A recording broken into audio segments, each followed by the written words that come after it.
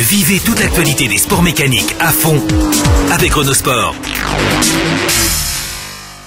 Patrice, on va pas te traiter de rookie, mais quoique ça fait pas très longtemps que tu es enfin venu à la compétition. Oui, tout à fait, hein. Tu peux dire le nouveau dans la compétition rallye. Écoute, j'ai toujours voulu ça et puis enfin en 2010 ça s'est réalisé. Bon, alors, on va parler clairement, tu as un ancien aficionado de pas compétition avec des chronos encadrés par des organisateurs, mais tu as toujours été amateur de vitesse, c'est un bon résumé ça?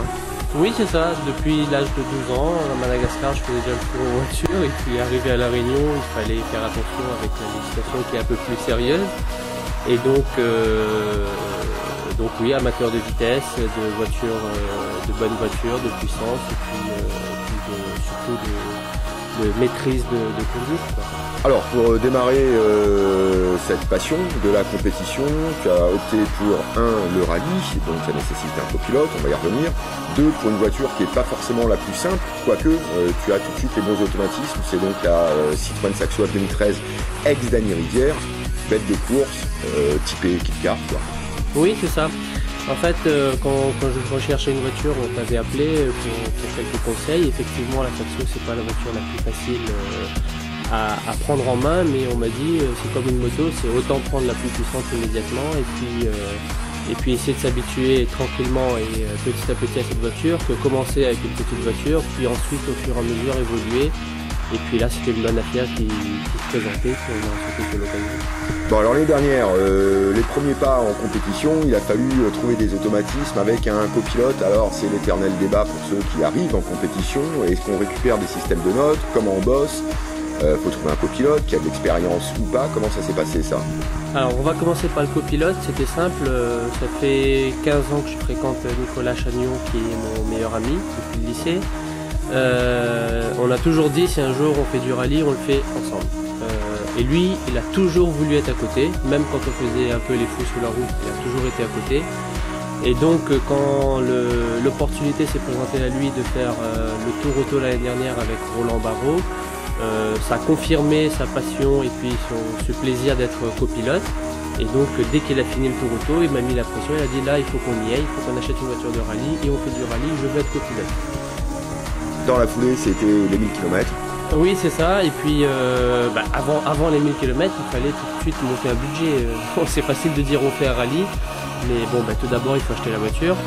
Et souvent, je ne sais pas comment ça se passe dans les autres équipages, mais moi, immédiatement, je ne pouvais pas payer une voiture comme ça et commencer le rallye. Et puis là, mon copilote me proposait. On avait tous les deux une petite voiture de plaisir. On avait tous les deux une M3 E36, ancien modèle, qui valait dans les 15 000 € chacun. On l'a vendu tous les deux à des particuliers pour pouvoir acheter cette voiture de rallye et commencer cette compétition. Alors la bonne pioche de cette Saxo, c'est que c'est une voiture réputée fiable. Dany Rivière a beaucoup travaillé sur cette voiture et qui est finalement pas très gourmande, pas très consommatrice en termes de pneus et de pièces. C'est un bon compromis, on va dire, pour démarrer. Oui, c'est ça, très bon compromis, aucun problème à signaler sur la voiture. Bon, toujours des petites erreurs de pilotage qui font qu'il faut modifier ou changer quelque chose, mais en tout cas, rien à lâcher jusqu'à la fin de la saison sur la voiture, sauf un cardan à la dernière spéciale du dernier rallye à la compétition qui a pété dans une épingle, et encore il me l'a prouvé que c'était une erreur de pilotage et pas un problème de matériel. Bon, on va dire bonne acquisition, en tout cas une acquisition qui jusqu'à maintenant se révèle judicieuse. Tu n'étais pas présent lors de la ronde de Sainte-Rose, pour quelle raison? Alors, quand j'avais fait l'acquisition de la voiture avec Dany, il était convenu que lui, il n'avait pas révisé la voiture depuis 2004. Il faisait de temps en temps des petites révisions internes, mais pas de grosses révisions. Et dans le prix d'achat de la voiture, il était convenu qu'on envoie le moteur chez Christian Dieu, LAD en métropole, et il était inclus une révision complète du moteur. Donc en décembre, on avait décidé de l'envoyer, on a pris du retard, on l'a envoyé que en janvier. Et Christian, qui est très gentil, mais débordé aussi en métropole, avait déjà des engagements avec les championnats locaux et régionaux sur la métropole, et donc a pris du retard sur la révision de notre moteur, qui, j'espère, sera là à temps pour Saint-Joseph. Ouais, parce que Saint-Joseph, c'est un caractère particulier, hein. C'est quand même le home rallye, le rallye à domicile quasiment. Sont une belle spéciale, très concentrée à nouveau cette année. Le programme sort le 13 avril prochain, mercredi prochain donc, mais ça reste une belle épreuve.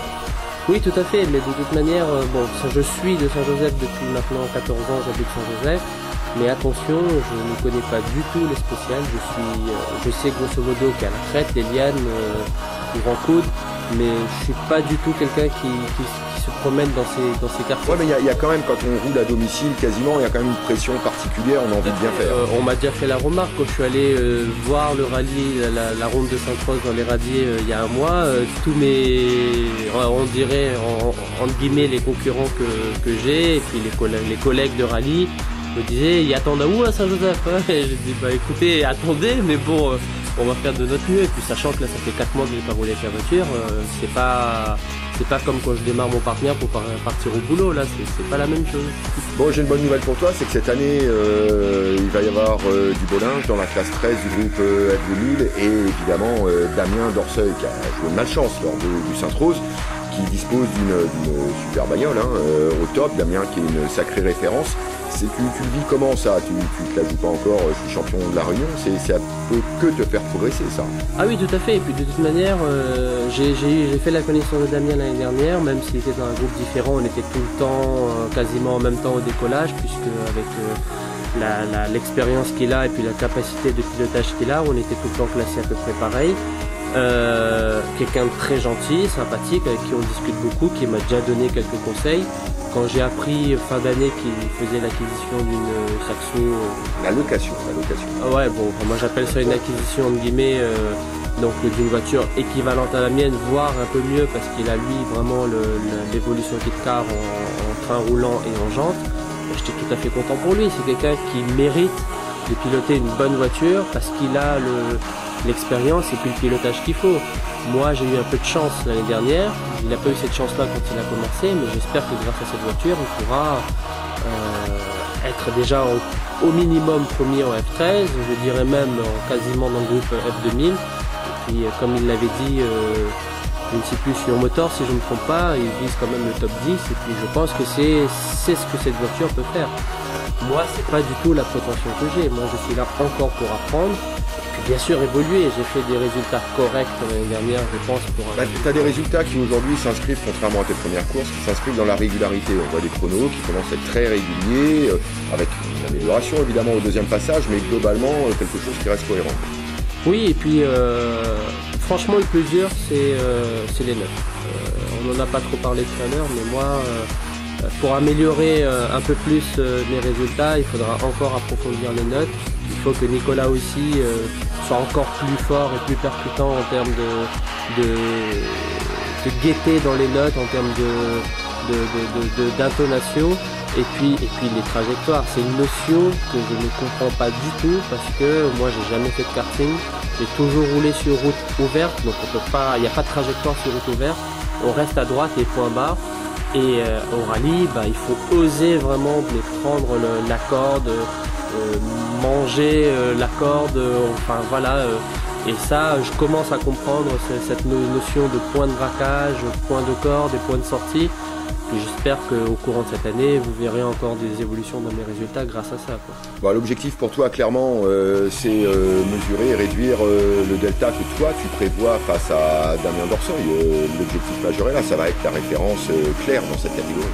En F13, c'est sûr que je suis persuadé que Damien sera dans les premiers. Maintenant, si j'arrive à être sur le podium, dans le top 3 F13, ça serait vraiment bien. J'espère juste que voilà, qu'il n'y a pas des malchances comme il a eu le dernier rallye, afin qu'on puisse vraiment se comparer. J'attendais dans le rallye de Sainte-Rose les résultats qu'il faisait pour comparer à ceux de l'année dernière, voir s'il a vraiment déjà pris cette voiture en main. Parce qu'attention, une section entre guillemets kit car, c'est pas la même chose que ce qu'il avait avant. Il y a quand même faut lever le pied un peu plus souvent. Et des fois faut connecter le cerveau pour lever le pied. Bon, les objectifs clairement Saint-Jean, c'est podium de classe, top 5 de groupe F2000, c'est quelque chose qui est largement envisageable et à ta portée au vu des chronos que tu as signés l'an passé. Oui, tout à fait. Je pense que c'est le minimum que je me dois par rapport à la confiance de mes partenaires, de mes sponsors. Et puis pour mon objectif personnel aussi, si je veux continuer comme ça, il faut que les résultats soient toujours aussi corrects, voire mieux, quoi. En ce qui concerne les notes, tu les trouves comment, trop fouillis, il y en a trop, ou justement ça manque encore de certaines notes? Parce qu'il y a deux écoles, il peut arriver qu'on ait trop de notes mais pas assez précises. Alors moi j'avais 3 choix quand j'ai commencé le rallye, c'était soit les notes qu'on avait sur les jeux vidéo, je sais que c'est bête mais ça marchait bien, gauche 1, 2, 3, 4, 5. Mais ça marchait pas, en réalité c'est pas facile à appliquer. On a opté pour des notes un peu plus précises en termes de vitesse, mais j'ai été piégé en réalité par le fait qu'il n'y ait pas de compteur dans la voiture, que même s'il y avait un compteur, on n'a pas le temps de le regarder. Donc là on est en train d'adapter plus les notes à un rapport de boîte et de vitesse qui, avec les conseils de Samuel Bellon, qui est un ami proche de Saint-Joseph. Donc désormais des notes au rapport de boîte enclenché, bon courage, ça fait du boulot avec le nombre de rapports changeants ici, ça en fait beaucoup. Exactement, beaucoup de boulot, j'ai mon petit pense-bête dans ma poche si vous voulez voir, et je passe mon temps à l'apprendre par cœur. C'est pas un hasard, je savais pas que Vincent venait aujourd'hui, mais je marche tout le temps avec ça pour essayer de bien rentrer ça dans la tête. Première c'est 40, 60, 70 et ainsi de suite, afin de m'en sortir correctement lors des reconnaissances à partir de la sortie du programme officiel, quoi.